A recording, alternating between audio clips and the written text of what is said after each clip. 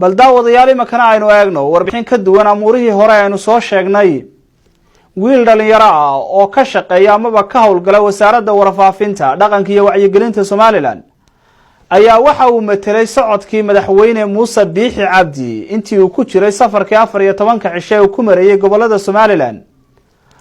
haddaba wiilkaasi amaba wiilka dhalinyarada ah ee reer Soomaaliland ee muwaadinka waxa laga joojiyay amaba laga mamnuucay inuu mushaharaad ka qaato wasaaradda warfaafinta oo uu ka mid ahaa shaqaalahaasi. warbixintaasi aynu daawano.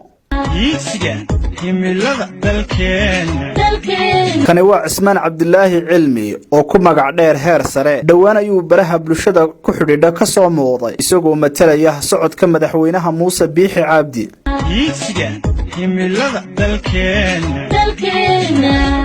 ayaa ka tubtisa haysta firkiyadooqna yiigsiga himilada dalkeena ayaa ka tubtisa haysta firkiyad. Cismaan heer sare waxa uu ka mid ahaa wasaaradda warfaafinta dhaqanka iyo wacyigelinta Soomaaliland. maamulka wasaaraddaasi waxay Cismaan ka joojiyeen qaadashada mushaharaadkii dawliga ahaa iyagoo ku eedeeyay inuu canjilay amaba metelay habka uu madaxweyne Muuse Biixi Cabdi u socdo. had iyo jeer dadka dunida ku noolay waa ay metelaan madaxda dalalkooda kuwaasi oo wax dambiye ku mutaysanin. Abdullaahi Farmaajo oo runtii ah madaxweynaha jamhuuriyadda yaaniga oo Ra'iisul Wasaare Xasan Cali Khayroodi kala shaqeynay wixii hormar.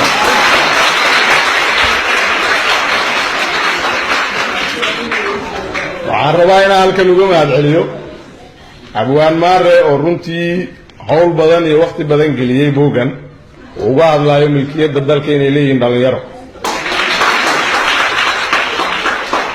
waxaan rabaa mar labaad inaan halkan idinkaga sheego in abwaanka waxa uu sheegay aad ka dhabayn kartaan ama ay suuro gelin karto ficilada idinku aad samaysaan.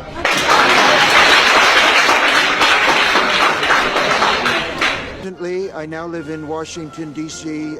Due to work.